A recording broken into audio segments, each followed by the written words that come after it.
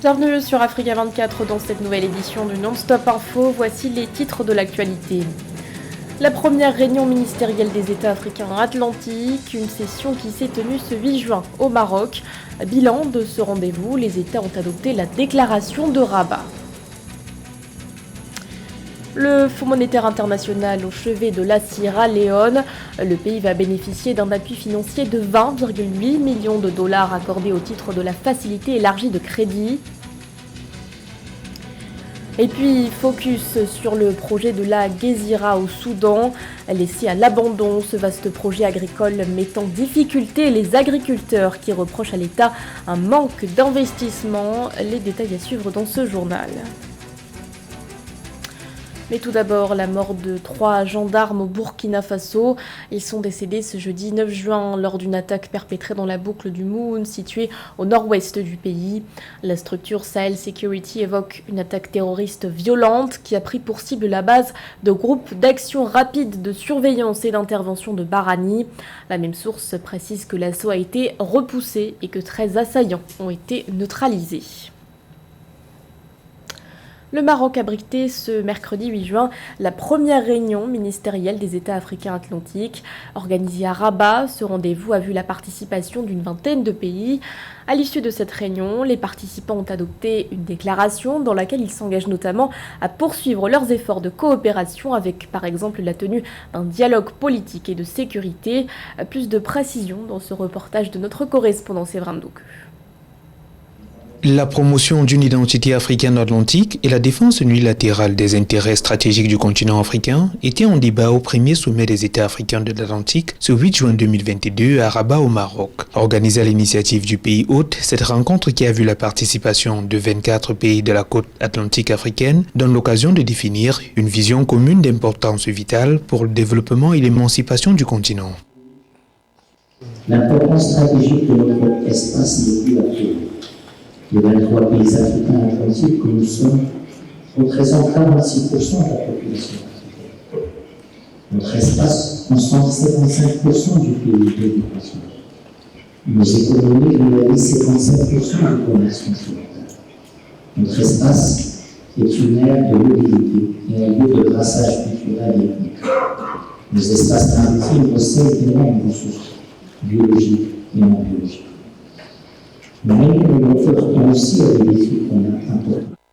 À l'image de l'Europe ou de l'Amérique, où des organisations politiques régionales supra-étatiques comme l'OTAN sont créées pour servir et défendre leurs intérêts, la réunion ministérielle des États africains de l'Atlantique est le premier pas vers l'unification des pays africains autour de l'océan Atlantique. C'est un qui ici extrêmement important.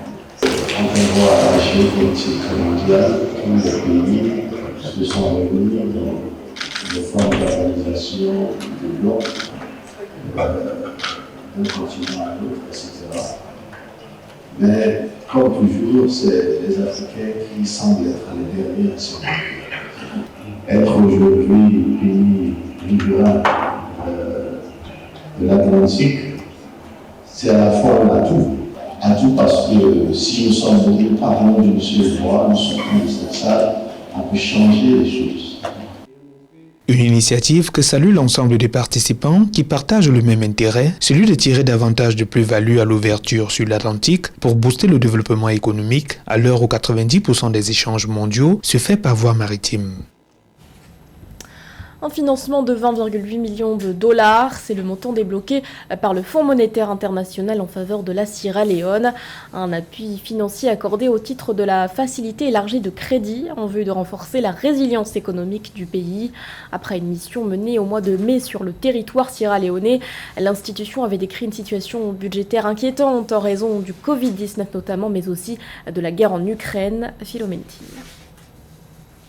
Le Fonds monétaire international a débloqué un financement de 20,8 millions de dollars en faveur de la Sierra Leone. Ce financement intervient après l'achèvement de la 5e revue de son programme de réforme selon un communiqué publié par l'institution financière le 7 juin. Ces nouvelles ressources entrent dans le cadre du programme économique de la Sierra Leone conclu avec le FMI depuis 2018 dans le cadre de la facilité élargie de crédit. Les programmes qui permettent des décaissements de fonds pour les pays comme la Sierra Leone sont toujours une aubaine pour ces pays-là parce qu'en fait, ces programmes permettent très souvent d'aider en tout cas un secteur d'activité en développement. Par conséquent, c'est toujours assez bien vu, même si cet argent coûtera cher par rapport en tout cas au service de la dette qu'il faut toujours contrôler. Le programme de facilité élargie de crédit avec la Sierra Leone vise à assainir les finances publiques du pays. L'objectif est de stimuler la croissance et protéger les plus vulnérables. Mais généralement, ces fonds ne peuvent pas quand même contenir cette masse d'inflation parce qu'une dizaine de milliards ne peuvent même pas contenir la seule augmentation des prix dans le domaine par exemple de l'énergie et sans compter maintenant les secteurs alimentaires. Depuis 2018, la Sierra Leone a bénéficié de plus de 72,5 millions de dollars grâce au titre de la facilité élargie de crédit du FMI. À terme, le financement de l'institution de Bretton Woods doit porter sur une enveloppe de 172,1 millions de dollars. Dans l'actualité également, le futur site de production de vaccins à ARN messager se concrétise au Rwanda. Sa construction annoncée en 2021 devrait démarrer le 23 juin prochain. Une information divulguée par BioNTech. Objectif, selon le laboratoire allemand, développer non seulement des vaccins au sein de l'Union africaine, mais aussi des capacités de production dans le but d'améliorer les soins médicaux sur le continent. Autrefois florissant, le projet agricole de la Guézira au Soudan se retrouve à l'abandon. Les agriculteurs, accablés par les dettes, déplorent un manque d'investissement public. Une situation préoccupante dans la mesure où elle vient aggraver l'insécurité alimentaire qui touche déjà des millions de personnes. Océane Kouassi. Des terres nues, privées d'agriculture. À Guézira, située à 250 km au sud de Khartoum, les terres pourtant fertiles ne pourront être labourées cet été, et cela malgré la famine environnante dans le pays. Pour cause, l'absence des exportations agricoles et le manque d'investissement du gouvernement. Une situation qui menace la sécurité alimentaire et financière de la population, mais également celle de ses agriculteurs. La saison estivale est menacée d'effondrement. 50 à 70% d'entre nous pourraient ne pas cultiver. Et cela met en question l'approvisionnement alimentaire. Les agriculteurs sont dans une situation difficile, les gens sont dans une situation difficile.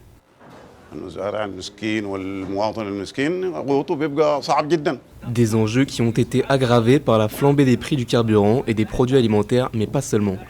À la suite du coup d'État d'octobre 2021, le gouvernement soudanais a été privé de milliards de dollars de financement, empêchant l'approvisionnement en blé. Un manque de financement qui a laissé les agriculteurs surendettés et qui, selon eux, assistent impuissants à la faillite d'une agriculture sans espoir. Soucieux de protéger leurs droits, ces derniers ont décidé d'entamer des poursuites judiciaires.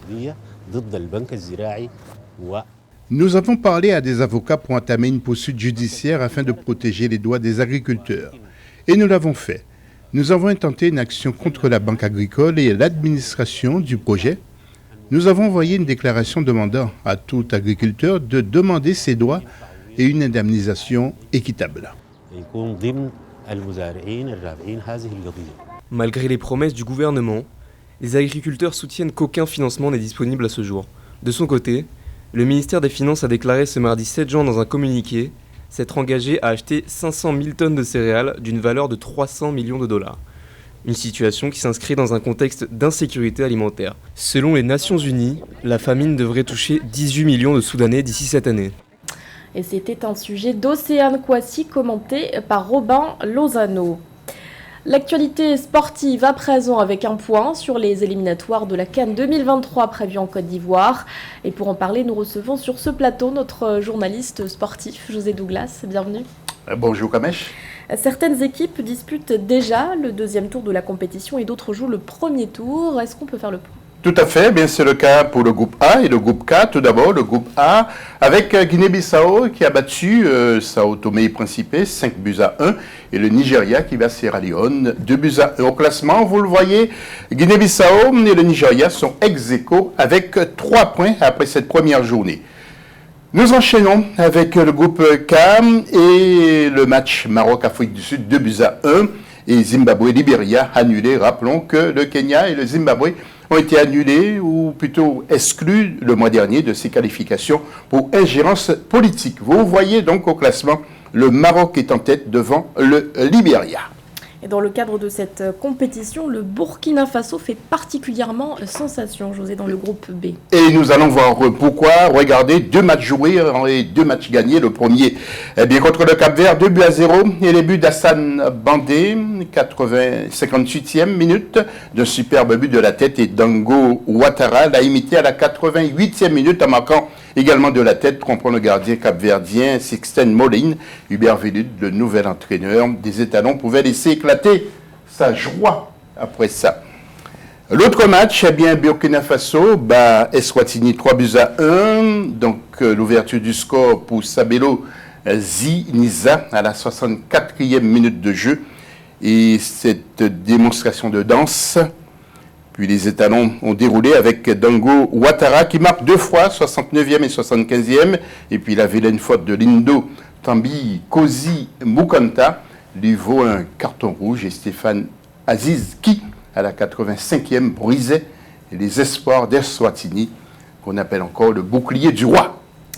Focus à présent sur le classement et nous entendrons également quelques réactions que vous avez pu recueillir. Pour ce tableau du groupe B, eh bien, le Burkina Faso est en tête avec 6 points devant le Cap-Vert qui possède 3 points. Et puis parmi les interventions, Sidi Napon, consultant en foot et ancien entraîneur du Burkina Faso, nous dit ce qu'il pense des premiers matchs des étalons. Ce qui a changé au cercle de la sélection, c'est la mise en place d'un nouveau sélectionneur. Donc voilà, c'est tout ce qui a changé. Donc sinon l'équipe en tant que telle, c'est la même équipe qui était à la CAN, sauf le latéral gauche qui a joué. Et c'est un travail qui a été fait depuis longtemps en amont avec ces gamins qui sont ensemble et qui ont atteint les demi-finales de la Coupe d'Afrique. Donc c'est quelque chose qui avance tout doucement. Et comment voit-il justement la suite de la compétition? Sidi Napon nous répond. La suite de la compétition, effectivement, c'est de se qualifier pour la CAN en Côte d'Ivoire et essayer maintenant, cette fois-ci, qu'on a dépassé le cap de demi-finale plusieurs fois, on a joué déjà la finale, essayer d'arriver avec ces jeunes en finale et puis essayer de remporter cette coupe qui nous échappe depuis longtemps. José, petite mise à jour à présent dans le groupe C et D avec la 2e journée et puis un point sur le Mali et son nouvel entraîneur. Exactement, pour le groupe C, eh bien, le Burundi a perdu devant le Cameroun, comme vous le voyez, 1-0. Le Cameroun est seul en tête avec 3 points devant le Burundi et la Namibie. Alors il faut dire aussi, Kamesh, que Samuel Eto'o a refait une intervention dans les vestiaires du Cameroun pour dire aux joueurs eh bien, qu'ils sont là pour gagner et pour porter fièrement les couleurs du pays. Et puis en groupe D, Éthiopie a battu l'Égypte et là c'est la surprise. 2-0 et Guinée-Malawi 1-0. Classement, l'Éthiopie est en tête. Enfin, disons, les 4 équipes sont ex-aequo avec 3 points. Maintenant, en image, avant de voir le classement du groupe B, le Mali a changé d'entraîneur et a pulvérisé le Congo-Brazzaville lors de son premier match. 4-0, s'il vous plaît, avec début de Mohamed Kamara à la première minute. El Bilal Touré, 2 fois, 11e et 40e. Mais enfin, Khalifa Koulibaly à la 44e minute de jeu. Un coup d'œil sur le classement du groupe G, sans vous rappeler eh bien, que le Mali a battu le Soudan du Sud 3-1. Mali est seul en tête avec 6 points, devant le Congo 3 points, Gambie 3 points également. Souleymane Traoré, consultant foot également, expert du foot malien, eh bien, nous dit que l'équipe des Aigles se porte assez bien quand même. Les joueurs étaient costauds défensivement. Ils ont aussi marqué 4 buts. Ça fait longtemps qu'on n'a pas marqué 4 buts. Et les attaquants ont retrouvé de la confiance. Avec l'arrivée du nouveau sélectionneur, je pense que les joueurs ont retrouvé de la motivation. Mali-Congo, le public malien était content. Ça fait longtemps qu'on n'a pas gagné 4 buts de différence au stade du 26 mars. En tout cas, ça s'est bien passé. Éric Schell, ex-professionnel et ex-international, Souleymane nous dresse le portrait du nouvel entraîneur. Depuis longtemps, il est devenu entraîneur de la nationale Martigues, il est parti en Boulogne. Voilà, c'est un entraîneur qui sait ce qu'il veut, c'est un entraîneur qui a de la rigueur. C'était son rêve d'être entraîneur du Mali un jour, Éric. Aujourd'hui, il a réalisé son rêve. C'est l'homme le plus heureux du monde aujourd'hui parce qu'il Là, il est en train d'entraîner son pays, le Mali. Vraiment, c'est un sélectionneur. On a vu sa patte. Là, on a vu des visages différents de l'équipe. Faire le pressing dès le début du match, on a vu ça avec 4 milieux de terrain. Vu si on voit aujourd'hui la force du Mali, c'est son milieu de terrain.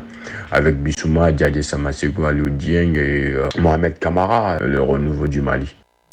Et oui, et puis pour votre information, quand même, sachez bien que la Côte d'Ivoire a fait match nul avec les Autos 0-0. Côte d'Ivoire reste quand même seule en tête avec 4 points.